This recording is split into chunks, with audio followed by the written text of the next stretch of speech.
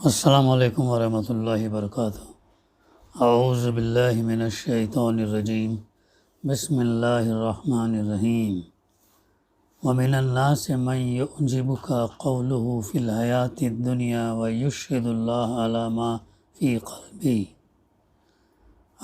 ما في قلبه وهو ألد القسام، وَإِذَا تَوَلَّى سَعَى فِي الْأَرْضِ لِيُفْسِدَ فِيهَا وَيُهْلِكَ الْحَرْثَ وَالنَّسْلَ وَاللَّهُ لَا يُحِبُّ الْفَسَادَ، وَإِذَا قِيلَ لَهُ اتَّقِ اللَّهَ أَخَذَتْهُ الْعِزَّةُ بِالْإِثْمِ فَحَسْبُهُ جَهَنَّمُ وَلَبِئْسَ الْمِهَادُ۔ وَمِنَ النَّاسِ مَن يَشْرِي نَفْسَهُ ابْتِغَاءَ مَرْضَاتِ اللَّهِ واللہ رؤوف بالعباد۔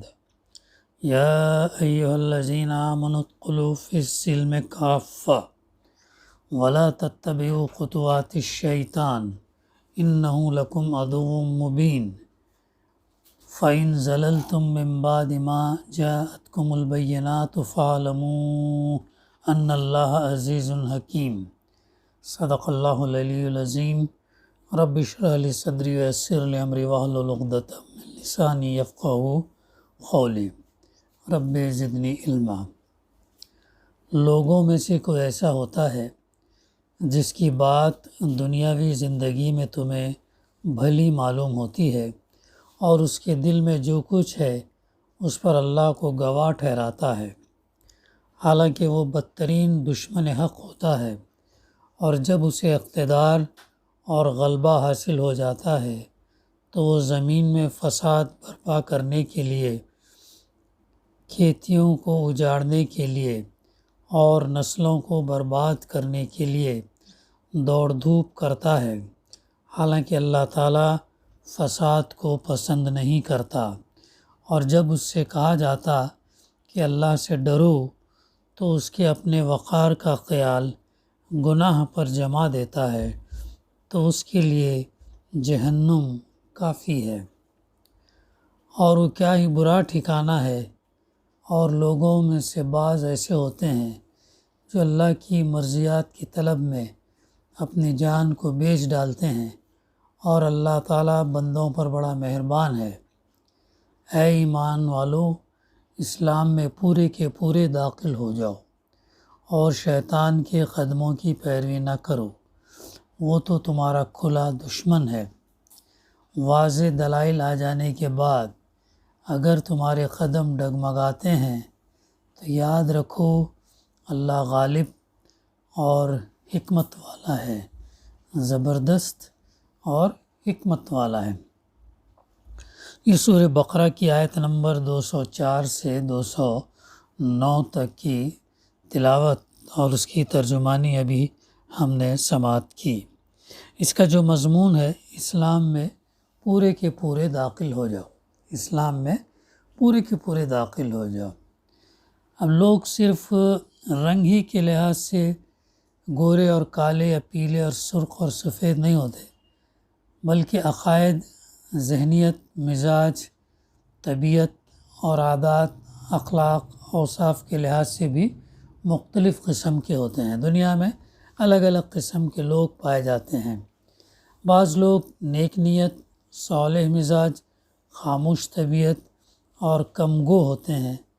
بعض لوگ بدنیت، بد مزاج، چالاک، چکنی چپڑی باتیں کرنے والے اور چرپ زبان ہوتے ہیں۔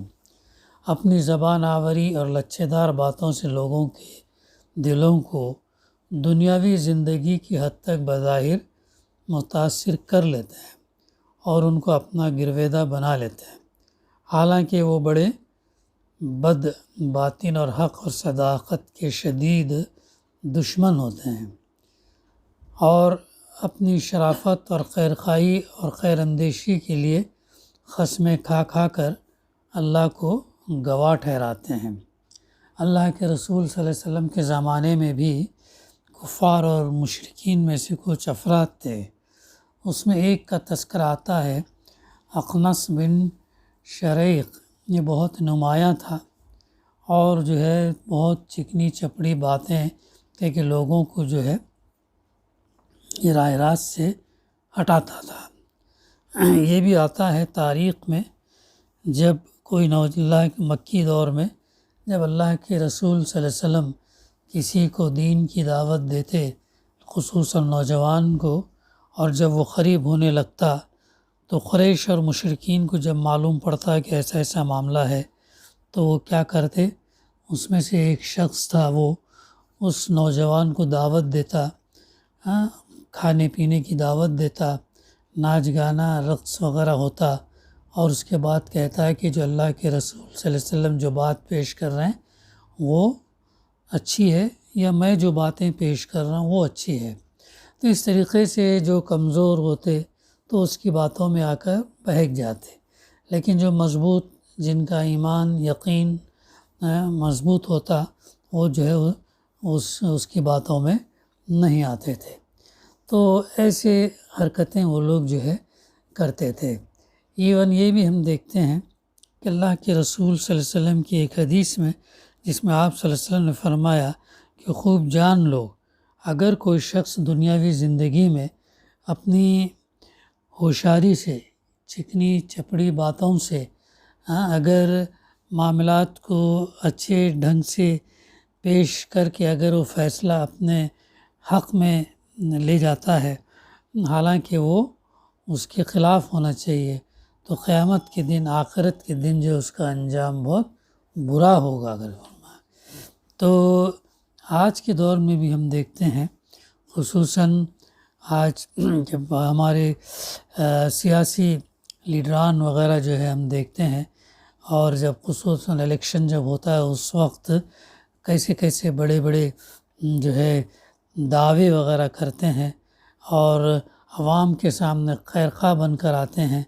اور کامیاب ہونے پر جو ہے پبلک کے لیے اتنے وعدے کرتے ہیں اپنے حلقہ انتخاب کو، جیسا کہ ان کی پوری ضروریات جو ہے وہ پورے کر دیں گے، مگر جب کامیاب ہو جانے کے بعد جس قدر وہ اونچے عہدے پر فائز ہوتے ہیں، جس قدر بلند کرسی ان کے ہاتھ آتی ہے، جیسے زبردست اقتدار ان کو حاصل ہوتا، اسی قدر جو ہے وہ پھر ظلم ستم ڈھاتے ہیں، اور پبلک کا خون جو ہے چوستے ہیں، اور فساد برپا کرتے ہیں، کھیتیاں اجاڑتے ہیں، نسل کشی کے اقدامات کرتے ہیں، اقلیتوں کا ناطقہ بند کرنے اور انہیں غلام بنا کر رکھنے کی ہمہ پہلو کوشش کرتے ہیں، اور اگر پریس یا پلیٹ فارم کے ذریعے یا کسی بھی معروف یا غیر معروف طریقے سے ٹوکیے، اللہ اور ایشور کی دہائی دیجیے، اخلاق اور انسانیت کا تذکرہ کیجیے، وعدے یاد دلائیے، تو ناک بھوں چڑھاتے ہیں اور ٹوکنے کو اپنے وقار کا مسئلہ بنا لیتے ہیں۔ قرآن مجید کہتا ہے ایسے لوگوں کے لیے جہنم کافی ہے، دوزخ ہی میں ان کا دماغ درست ہوگا، کسی اور طرح وہ باز نہیں آ سکتے، اور جہنم انتہائی بڑا برا ٹھکانہ ہے۔ اس جیسے شخص اور ایسے لوگوں کے مقابلے میں کچھ دوسرے لوگ ایسے بھی ہوتے ہیں جو چکنی چپڑی باتیں نہیں کرتے، لوگوں کو سبز باغ نہیں دکھاتے، ان کو دھوکہ اور فریب نہیں دیتے، بات بات پر قسمیں نہیں کھاتے، اپنا بھرم قائم کرنے کے لیے اللہ تعالیٰ کا نام استعمال نہیں کرتے، وہ عام انسانوں کے دشمن نہیں ہوتے بلکہ ان کے سچے خیرخواہ ہوتے ہیں، اور غلبہ اقتدار پا کر زمین میں فساد برپا نہیں کرتے، کھیتیاں نہیں اجاڑتے، انسانوں اور جانوروں کی نسل کشی نہیں کرتے، اللہ تعالیٰ کے نام سے چڑھتے نہیں، اللہ تعالیٰ کی مرضیات حاصل کرنے کے لیے اس کے پسندیدہ کاموں میں تن من دھن کھپاتے ہیں، ایسے لوگوں پر اللہ تعالیٰ انتہائی مہربان ہوتا اور اپنے رحم کرم سے نوازتا ہے۔ اللہ تعالیٰ ایسے ہی بندوں، ایمان والے بندوں کو پکارتا ہے کہ اے میرے مومن بندو، تمہیں ہر دم اپنے مومن ہونے کا زندہ احساس رہنا چاہیے، ہر وقت تم کو احساس رہنا چاہیے۔ چنانچہ فرمایا کہ اے لوگوں جو ایمان لائے ہو، پورے کے پورے اسلام میں جو ہے تم داخل ہو۔ تو یہ ہے وہ بات جو ہمارے لیے بڑی اہم ہے۔ ایسا نہیں ہے کہ کچھ چیزوں کو ہم اختیار کریں گے اور کچھ چیزوں کو ہم نہیں اختیار کریں گے۔ یہ اسلام یا بندگی کا تقاضا نہیں ہے۔ مثال کے طور پر ہم یہ دیکھیں کہ اگر ہم یہ کہیں کہ میں نماز تو پڑھوں گا، روزے بھی کچھ رکھ لوں گا، کچھ نہیں رکھوں گا، زکوٰۃ نہیں دوں گا، تو ایسا نہیں چلنے والا ہے۔ تو جو احکامات دیے گئے ہیں، جو فرائض ہیں، ان کو تو پورا کرنا ہی ہے، وہ ضروری ہے۔ اور ایسے بھی ہم دیکھتے ہیں کہ بہت سارے معاملات کے اندر ہم آدھا کام جو ہے نہیں کر سکتے ہیں، آدھا ادھر آدھا ادھر۔ اسلام جو ہے اس کو پسند نہیں کرتا، بلکہ اسلام یہ چاہتا ہے ہم سے کہ ہم مکمل اپنے آپ کو اس کے سپرد کر دیں۔ اللہ اور اس کے رسول کی تعلیمات کے سامنے ہم اپنے آپ کو جو ہے سپرد کر دیں۔ ہماری خواہشات، رسم و رواج، باپ دادا کے تعلیمات، یہ تمام چیزیں جو ہے نہیں ہوں گی، بلکہ جو حکم ہم کو دیا جا رہا ہے قرآن اور اللہ کے رسول صلی اللہ علیہ وسلم کی تعلیمات، اس سے جو ہے ہم کو یہ کرنا ہے۔ اب یہ بھی دیکھیے، اس شخص کو غور کیجئے، اس غلام کو، اس نوکر کو غور کیجئے جو ہے مالک کے سامنے اقرار تو کرتا ہے وفاداری کا، تعظیم بھی کرتا ہے، پرستش بھی کرتا ہے، لیکن جب اپنے مالک سے ہٹ جاتا تو پھر وہ اور جو ہے کسی اور کی بندگی، کسی اور کی غلامی، کسی اور کے ہاں نوکری، کسی اور کے ہاں وفاداری کرتا ہے۔ تو ایسے شخص کو ہم کیا کہیں گے؟ ایسے شخص کو ہم کہیں گے کہ وہ جو ہے نمک حرامی کر رہا ہے، وہ جو ہے مالک کا کھا رہا ہے لیکن اس کے خلاف کر رہا ہے کام۔ تو اسی صورت میں جو ہم عبادات جو ہم کریں گے یا عبادت جو ہم کریں گے تو وہ کیسے قبول ہوگی؟ اور جب ہمارے اندر یہ اگر ایسے معاملات اگر ہوں تو پھر ہماری عبادت جو ہے، ہماری بندگی، ہماری فرما برداری کے عوض میں جو ہم دعا کرتے ہیں وہ دعائیں کیسے قبول ہوں گی؟ ہم یہ بھی جانتے ہیں کہ جو ہے اگر کوئی مثال کے طور پر گھڑی ہے، اس گھڑی کے اندر جو پرزے ہیں، ان تمام پرزے بیک وقت کوارڈینیشن کے ساتھ اگر کام کرتے ہیں تو گھڑی جو ہے پھر اپنا صحیح وقت بتائے گی۔ اگر اس گھڑی یا مشین کے اندر جو پرزے ہیں، کچھ پرزے کام کر رہے ہیں، کچھ پرزے کام نہیں کر رہے ہیں، کچھ پرزے اس کے اندر ہیں، کچھ پرزے اگر نہیں ہیں، تو پھر وہ گھڑی جو ہے کام نہیں بتائے گی۔ تو ایسا ہی معاملہ جو ہے اسلام کے ساتھ ہے۔ اگر ہم چند چیزوں کو اختیار کریں اور ہم چند چیزوں کو ہم اپنے نفس اور خواہشات کے مطابق عمل یہ کریں تو پھر جو نتیجہ ہم کو چاہیے تو پھر وہ نتیجہ جو ہے ہم کو نہیں ملتا۔ تو اسی لیے اللہ تعالیٰ یہاں پر فرما رہا ہے کہ اے لوگوں جو ایمان لانے والوں سے اللہ تعالیٰ کہہ رہا ہے کہ تم پورے کے پورے اسلام میں داخل ہو جاؤ، اللہ کے فرما بردار ہو جاؤ، اللہ کے اطاعت گزار ہو جاؤ۔ عبداللہ بن سلام جو پہلے یہودی تھے، جب وہ دائرۂ اسلام میں جب آنے کے بعد میں بھی وہ کچھ چیزوں کو یہودیت کا اختیار کرتے تھے۔ یعنی مثال کے طور پر جیسے یہودیوں کے اندر سنیچر کے دن کی بھی بڑی اہمیت تھی، تو سنیچر کے دن بھی وہ چاہتے تھے جمعہ کے علاوہ کہ کچھ عبادات کو جو ہے وہ جاری رکھیں، تو ایسا ان کا یہ تھا۔ پھر اس کے ساتھ ساتھ وہ یہ بھی چاہتے تھے کہ جو تورات ہیں، تورات کی تلاوت، تورات کی بھی جو ہے وہ تورات بھی جو ہے وہ پڑھتے تھے۔ تو اللہ کے رسول صلی اللہ علیہ وسلم نے بتایا کہ جو ہے یہ ایسا نہیں کر سکتے، تورات کے اندر تو تحریف ہو چکی ہے، اور وہ جب اللہ کا کلام قرآن مجید آنے کے بعد پھر کوئی اور چیز جو ہے وہ قابل قبول نہیں ہے، یہاں تک کہ آپ صلی اللہ علیہ وسلم نے فرمایا ایک حدیث میں، جس کا مفہوم ہے کہ اگر عیسیٰ علیہ السلام بھی آتے تو وہ بھی میری اتباع کرتے۔ تو یعنی جو قرآن اور سنت سے جو ہم کو ثابت ہے، اور اس میں جو ہمیں پورا کا پورا جو ہم کو اس میں اترنا چاہیے۔ اسی آیت پر ابن کثیر رحمہ لکھتے ہیں، اللہ تعالیٰ اپنے مومن بندوں سے اور اپنے رسول صلی اللہ علیہ وسلم کی تصدیق کرنے والوں سے فرماتا کہ اسلام کی تمام کڑیوں کو پکڑ لیں اور اس کے تمام قوانین اور شرائع کو اختیار کر لیں، اس کے تمام احکام پر عمل کریں اور اپنی استطاعت بھر اس کے تمام تنبیہات اور ممنوعات کو ترک کر دیں۔ مختلف روایات بہرحال ہم کو ملتے ہیں۔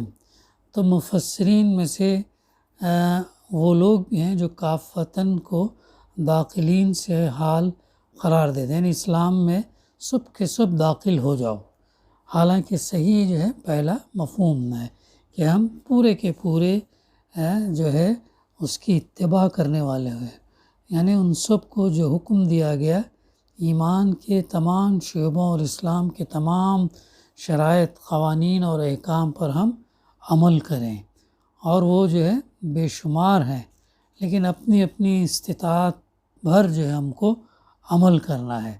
جیسا کہ ابن عباس رضی اللہ سے اکرمہ رضی اللہ نے روایت کیا کہ اہل کتاب کے مومنین اللہ پر ایمان کے باوجود تورات اور جو شرعی احکام پر اترے تھے ان میں سے بعض پر جو عمل کرتے تھے، اس لیے اللہ تعالیٰ نے فرمایا ادخلوا فی السلم کافہ، کہ دین محمد صلی اللہ علیہ وسلم کے تمام شرائع پر عمل کرو، ان میں سے کچھ نہ چھوڑو، البتہ جہاں تک ایمان کا تعلق ہے تو تورات اور ما فیہا کا ایمان کافی ہے۔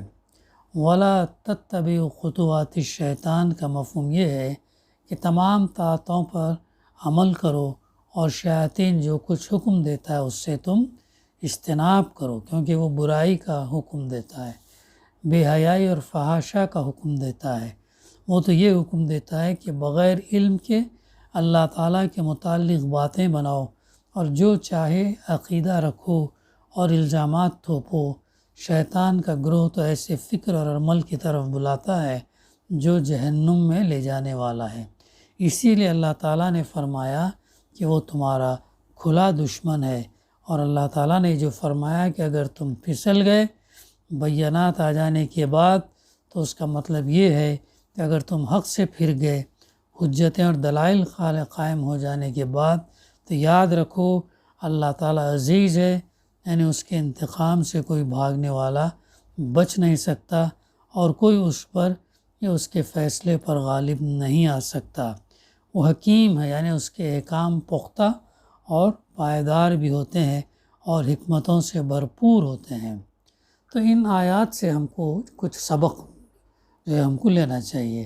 پہلا سبق یہ ملتا فرسٹ لیسن کہ ہمیں لوگوں سے دوستی کرنے میں، ان سے معاملہ اور برتاؤ کرنے میں، روابط اور تعلقات قائم کرنے میں اس بات کا اہتمام کرنا چاہیے کہ ان کے متعلق پوری معلومات حاصل کی جائے، ان کی زندگیوں کا اور چہروں کا مطالعہ کیا جائے۔ اگر وہ باکردار لوگ ہوں تو ان سے تعلقات اور روابط قائم کیے جائے، اگر وہ کردار کے اچھے نہ ہوں تو ان سے محتاط رہا جائے، اور ان کی اصلاح کرنے اور ان کا کردار بنانے کی فکر کی جائے۔ ان کے ظاہر کی چمک دمک اور ان کے قول اور گفتار کی شیرینی اور ان کے لچھے دار باتوں سے فریب نہیں کھانا چاہیے، چاہے وہ اپنی کتنی ہی نیک نیتی کی قسمیں کھائیں، چاہے وہ اللہ کو گواہ ٹھہرائیں، کیونکہ ایسے لوگ بھی ہوتے ہیں جن کا ظاہر بہت اچھا ہوتا مگر ان کا باطن بہت گندا ہوتا ہے۔ وہ دوستی، شرافت اور خیرخواہی کا اظہار اپنی چرپ زبانی سے کرتے ہیں، مگر وہ بدترین دشمن خدا، دشمن دین اور دشمن حق ہوتے ہیں۔ اللہ ایسے لوگوں سے ہم کو محفوظ رکھے۔ دوسرا سبق یہ ملتا کہ جو لوگ اقتدار پا کر فساد برپا کریں، کھیتوں کو اجاڑ دیں، نسلوں کو برباد کریں، ایسے لوگوں کو اللہ تعالیٰ پسند نہیں کرتا۔ ہم کو بھی ایسے لوگوں کو پسند نہیں کرنا چاہیے۔ فساد انگیز نظریہ، فساد انگیز نظام اور فساد انگیز افراد اور فساد انگیز گروہوں اور پارٹیوں کو بھی ہمیں پسند نہیں کرنا چاہیے، کیونکہ یہ سارے لوگ شیطان کے چیلے اور شیطانیت کے علمبردار اور حزب الشیطان، شیطان کے پارٹی کے لوگ ہیں۔ اس کے مقابلے اہل ایمان کون ہیں؟ اللہ کے پارٹی کے لوگ ہیں، جس کو حزب اللہ کہتے ہیں، اللہ کی پارٹی۔ تیسرا سبق ہم کو یہ ملتا کہ دنیا میں جو لوگ فتنہ اور فساد برپا کرتے ہیں اور جو لوگ فتنہ پرور، فساد انگیز نظریے اور نظام کے علمبردار ہوتے ہیں، ان کی ایک بڑی پہچان یہ ہوتی کہ وہ اللہ اور رسول اور دین اور آخرت کا نام سننا بھی گوارا نہیں کرتے۔ ان کو خوف خدا اور خیال آخرت کی طرف توجہ دلائیے تو ناک بھوں چڑھاتے ہیں۔ وہ برائیوں اور فساد انگیزیوں اور فتنہ انگیز کارروائیوں پر ٹوکنے کو اپنے وقار کا مسئلہ بنا لیتے ہیں اور اس بہانے مزید گناہ کرتے ہیں، مزید ظلم ستم ڈھاتے ہیں۔ ایسے لوگوں کی اصلاح کے لیے اپنی سی کوششیں جاری رکھنی چاہیے۔ ان کی فساد انگیزیوں اور ظلم ستم کی کارروائیوں کے تدارک کے لیے جو کوششیں عمل میں لائی جا سکتی ہوں، عمل میں لاتے رہنا چاہیے، مگر ان کا اصل علاج جہنم کے شعلوں اور دوزخ کے لپٹوں سے ہی ہوگا۔ آخرت کی آگ ہی سے ان کا دماغ درست ہوگا، کیونکہ جہنم ہی ان کے لیے کافی ہے، جو بہت ہی برا ٹھکانہ ہے۔ چوتھا سبق ہم کو یہ ملتا کہ دنیا اللہ کے وفاداروں اور فرما بردار بندوں سے خالی نہیں ہے۔ با کردار لوگ بھی دنیا میں موجود رہتے ہیں۔ ان کی پہچان یہ ہے کہ وہ اپنی جان، اپنا مال، اپنی توانائیاں، اپنے تمام ذرائع اور وسائل کھپا کر اللہ کی مرضیات پر عمل کرتے ہیں اور اس کی خوشنودی حاصل کرنے کے لیے اپنی جان گھلاتے رہتے ہیں۔ فتنہ فساد کو مٹانے اور امن امان اور عدل انصاف کو قائم کرنے کی کوششیں کرتے رہتے ہیں۔ اللہ تعالیٰ اپنے ان وفادار، فرما بردار اور محسن بندوں کو جانتا اور پہچانتا ہے۔ وہ ان کے لیے اپنی رحمت کے دریچے کھول دیتا ہے۔ پانچواں سبق ہم کو اس سے یہ ملتا، ایمان والوں کے لیے کرنے کے دو کام ہیں۔ ایک یہ کہ وہ اپنے کو اپنی انفرادیت اور اپنی اجتماعیت دونوں کو پورے طور پر اسلام کے سپرد کر دیں اور اسلام کے سانچے میں اپنے آپ کو ڈالیں، کمپلیٹ سبمیشن ہم کریں۔ دوسری یہ کہ زندگی کے گوشوں اور میدانوں میں شیطان کے پیچھے نہ چلیں۔ ظاہر ہے جب ہم اہدنا صراط المستقیم کا راستہ چھوڑ دیں گے، رائے حق کا راستہ ہم چھوڑ دیں گے، سیدھے لوگوں کا راستہ ساتھ ہم نہیں دیں گے، تو پھر بچتا کون سا راستہ؟ ٹیڑھا راستہ بچتا، شیطان کا راستہ بچتا، اور وہ راستہ ہم کو کہاں لے جائے گا؟ جہنم میں لے جائے گا۔ اور شیطان کے پیچھے نہ چلیں، یعنی یہ خوب اچھی طریقے سے ہم جان لیں کہ اللہ کی کتاب، اللہ کے رسول صلی اللہ علیہ وسلم کی تعلیمات ہی ہم کو سیدھے راستے پر چلائیں گے۔ حالات ہمارے سامنے جیسے بھی ہو، لوگ کتنے کم ہی کیوں نہ ہو، لیکن ہم کو اسی راستے پر ہم کو چلنا ہے۔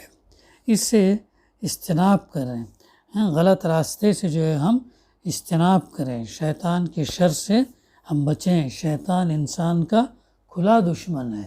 وہ تو یہ چاہتا کہ چونکہ وہ چیلنج دے کر آیا کہ انسانیت کو بھٹکانے کے لیے، اور اللہ نے اس کو موقع دیا ہے، وہ ہمارے اندر وسوسے ڈالتا ہے، آگے سے حملہ، دائیں سے، بائیں سے، پیچھے سے حملہ کرتا ہے۔ اللہ کے رسول صلی اللہ علیہ وسلم نے کیا خوب فرمایا کہ شیطان ہر انسان کے ساتھ لگا ہوا ہے۔ تو صحابہ نے سوال کیا کہ اللہ کے رسول صلی اللہ علیہ وسلم آپ کے ساتھ بھی؟ تو آپ صلی اللہ علیہ وسلم فرمایا کہ ہاں میرے ساتھ بھی، لیکن میں نے اسے مسلمان کر لیا۔ یہ ہے ہم تو ایسا نہیں یہ کر سکتے، ہم تو اس کے وسوسوں میں، اس کے بہکاوے میں آتے ہیں۔ لیکن جب تک ہم اس کتاب اور اللہ کے رسول صلی اللہ علیہ وسلم کی سنت کو تھامے رہیں گے، سیدھے راستے پہ یہ چلیں گے، تو پھر شیطان سے جو ہے ہم بچنے کی امید رکھ سکتے ہیں۔ چھٹا سبق یہ ملتا کہ ان کھلی ہدایات، واضح دلائل اور روشن آیات کے باوجود جو قرآن میں بیان ہوئی ہیں، اگر کوئی فرد یا جماعت، کوئی معاشرہ یا حکومت ڈگمگائے گی اور حق سے ہٹ کر کوئی رویہ اور روش اختیار کرے گی، تو ایسے لوگوں کو یاد رکھنا چاہیے کہ اللہ تعالیٰ کی پکڑ سے کوئی بچ نہیں سکتا۔ وہ اپنی مصلحت اور حکمت کے تقاضے سے فی الفور اگر نہیں پکڑتا تو اس سے بے خوف اور نیڈر پھر بھی نہیں ہونا چاہیے، آخرت میں تو اس کا انجام جو ہے بہت برا ہے۔ تو یہ ہے ان آیات کی تفسیر، اور ان سے جو سبق ہم کو لینا چاہیے وہ جو ہے ہمارے سامنے باتیں الحمدللہ آئی ہیں۔ دعا ہے کہ اللہ سبحانہ وتعالی ہمیں سننے سے زیادہ اس پر عمل کرنے کی توفیق اللہ سبحانہ وتعالی عطا کرے، اور ہم دین اسلام پر مکمل